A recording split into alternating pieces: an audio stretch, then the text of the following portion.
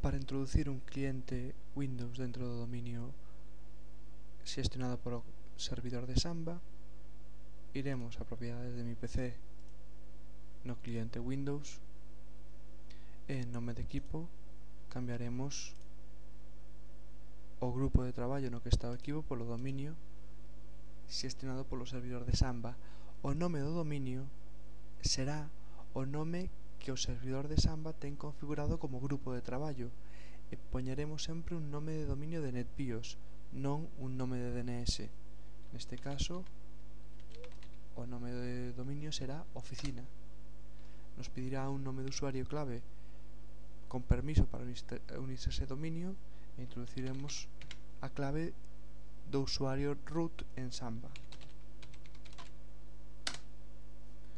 Recibimos o mensaxe de benvenido ao dominio e reiniciamos o equipo para que se activen os cambios.